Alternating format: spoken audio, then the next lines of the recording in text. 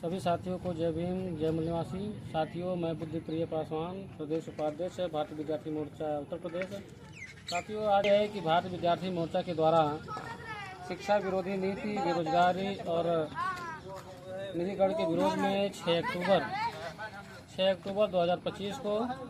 दिल्ली के जंतर मंतर पर विशाल रैली प्रदर्शन का आयोजन हुआ है और पूरे देश के युवाओं से अपील करना है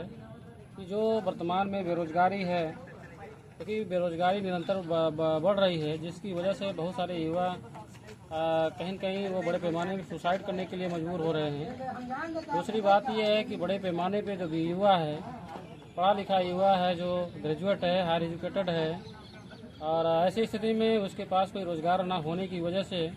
कितने युवा जो है वो अवसाद के शिकार हो जा रहे हैं। तो ये अवसाद के जो शिकार हो रहे हैं, कहीं न कहीं उनको रोज़गार ना मिल पाने की वजह से ये अवसाद के शिकार हो रहे हैं। तो इसके विरोध में ये जो रैली प्रदर्शन हो रहा है।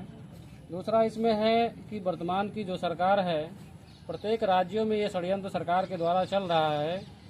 कि विद्यालय को जो है वो मर्ज किया जा रहा है, और विद्यालय मर्जिंग की वजह से एक तो जो सरकारी विद्यालयों में पढ़ने वाले बच्चे थे वो सरकारी विद्यालय की पढ़ाई से वंचित किए जा रहे हैं। दूसरी बात साथियों ये है कि जो सरकारी विद्यालय में जो अध्यापक की नियुक्ति होती थी, तो अभी उनको उन नियुक्तियों से जो है उनके अधिकार सत्कार वंचित किया जा रहा है। तो ये अभी एक बहुत बड़ा विषय है, बहुत बड़ा मामला है और पूरे देश का ये मामला है। और अभी सरकार ने, उत्तर प्रदेश की सरकार ने अभी जो ऑलरेडी जो शिक्षक अध्यापक थे, उन अध्यापकों को जो कई साल उन्होंने अपनी सेवा दी, बच्चों को पढ़ाने में अपना जो है उन्होंने सेवा दी, अभी उत्तर प्रदेश सरकार जो है उनसे टेट की सर्टिफिकेट मांग रही है कि आपको टेट पास करना कंपलसरी होगा। तो साथियों, अभी ये केवल अभी शिक्षकों के लिए ऐसा उन्होंने कानून लेकर के आया है। अभी जो डॉक्टर हैं, जो कई सालों से अपने उस क्षेत्र में काम कर रहे हैं, कल को उनसे भी ये मांगा जाएगा कि आपको एक एलिजिबिलिटी टेस्ट देनी होगी। आप अगर पास होते हैं तो आपको रखा जाएगा, नहीं तो आपको हटा दिया जाएगा। तो साथियों, अभी ये ऐसा केवल शिक्षा के क्षेत्र में हो रहा है। अगर इसका रिएक्शन नहीं लोग देते हैं तो आने वाले समय में जो वर्तमान की सरकार है वो हर क्षेत्रों में ऐसा कर सकती है। तो ये प्रत्येक विभाग के जो कर्मचारी है, अधिकारी है, उनको ये सोचने की ज़रूरत है। और साथियों, जो रैली प्रदर्शन हो रहा है उसका जो तीसरा विषय है कि प्रतियोगी परीक्षाओं जैसे नीट है, CGL है, SSC है, तमाम ऐसी संस्थाएं हैं जिस संस्थाओं के माध्यम से बड़े पैमाने पे पेपर को लीक कराए जाते हैं, घोटाले कराए जाते हैं, और जो संस्थाएं जो है उसमें क्वेश्चन बनाती हैं, तमाम ऐसे क्वेश्चन बनाती हैं जो फर्जी क्वेश्चन बनाती हैं, जिसका कोई मतलब नहीं होता है, और कहीं न कहीं फर्जी क्वेश्चन जो है बना करके विद्यार्थियों को भटकाया जाता है। तो एक विषय यह भी है। और साथियों, चौथा विषय यह है कि जो वर्तमान में स्कॉलरशिप और फेलोशिप का जो मामला है कि जो स्कॉलरशिप बच्चों को मिलनी चाहिए, तो कहीं न कहीं सरकार जो षड्यंत्र करके वो स्कॉलरशिप नहीं दे रही है। कहीं फेलोशिप की इस तरह की समस्या आ रही कि फेलोशिप से जो बच्चे हायर एजुकेशन लेते थे, अभी वो फेलोशिप बंद की जा रही है, जिस वजह से बहुत सारे लोग अपनी पढ़ाई से वंचित किए जा रहे हैं। और दूसरी चीज़ ये है कि जो स्कॉलरशिप मिलती थी, अभी वो स्कॉलरशिप जो है नहीं दी जा रही है और फीस निरंतर बढ़ाई जा रही है। तो यह भी एक विषय है जिस विषय को लेकर के बहुत सारे पढ़ने वाले बच्चे जो है उस पढ़ाई से वंचित हो रहे हैं, क्योंकि वो इतने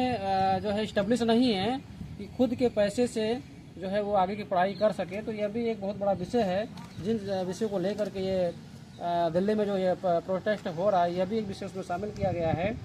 और पांचवा विषय है नई शिक्षा नीति। साथियों, मैं जो पढ़ लिख रहे युवा है, जो विद्यार्थी है, उनसे ये अपील है कि जो नई शिक्षा नीति वर्तमान में सरकार के द्वारा ये लाई गई है, उस नीति का प्रभाव ये है कि आने वाले समय में जो विद्यार्थी अभी पैदा हो रहे हैं, वो उनके लिए आने वाले समय में जो शिक्षा है वो एक संकट बना हुआ है कि वो आगे की पढ़ाई कैसे करेंगे। क्योंकि जो नई शिक्षा नीति आई हुई है, टोटल बड़ व्यवस्था के आधार पे आई है और SC ST OBC के विद्यार्थियों को गुलाम बनाने के लिए पॉलिसी लाई गई है। इसको बारीकी से पढ़े लिखे लोगों को सोचने और समझने की ज़रूरत है और उस पर विचार विमर्श करने की ज़रूरत है। अगर वो बारीकी से विचार विमर्श करते हैं इस नई शिक्षा नीति पर, तो उनको ये पता चलेगा कि नई शिक्षा नीति जो आई है उस देश के जो मूल निवासी बहुजन समाज के जो विद्यार्थी है, युवा हैं, उनको गुलाम बनाने के लिए पॉलिसी लाई गई है। तो ये बहुत बड़ा विषय है। और साथियों, जो 6वां विषय है, अभी बाबा साहब अम्बेडकर ने संविधान में आर्टिकल 28 में उन्होंने लिखा कि जो सिलेबस होना चाहिए वो एकेडमिक होना चाहिए और एकेडमिक के साथ साथ सोशल एजुकेशन होना चाहिए। लेकिन वर्तमान की सरकार ने जो षड्यंत्र किया, वो षड्यंत्र ये किया कि एकेडमिक एजुकेशन तो रहा, लेकिन जो सोशल एजुकेशन होना चाहिए था साथियों, सोशल एजुकेशन की बजाय वर्तमान की सरकार के लोगों ने षड्यंत्र किया और सोशल एजुकेशन की जगह उन्होंने रिलीजियस एजुकेशन डाला, जिसके माध्यम से जो बच्चों के अंदर जो तर्क शक्ति डेवलप होनी चाहिए थी, तर्क शक्ति की क्षमता विकसित होनी चाहिए थी साथियों, वो तर्क शक्ति की क्षमता विकसित नहीं हो पा रही है, जिस वजह से उन विद्यार्थियों को सही गलत की जो परख करनी चाहिए वो सही गलत की परख नहीं हो पा रही है। तो कहीं न कहीं ये जो है धार्मिक शिक्षा के माध्यम से बच्चों की जो उनकी जो मानसिक जो विकसित होनी चाहिए थी वो जो है संकुचित हो रही है। तो कहीं न कहीं ये मामला है, इस पे भी ये पढ़े लिखे लोगों को विचार विमर्श करने की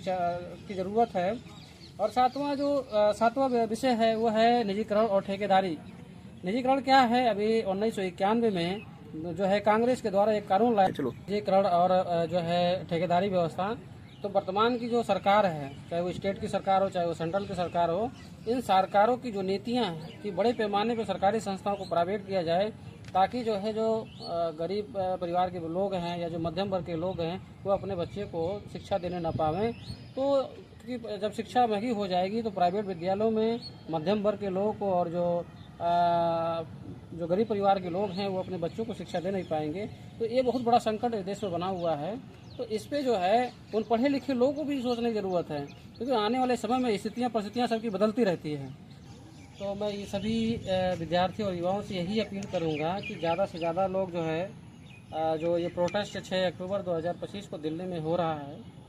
बड़ी तादाद में उस रैली प्रदर्शन में, उस आयोजन में सहभागी हों,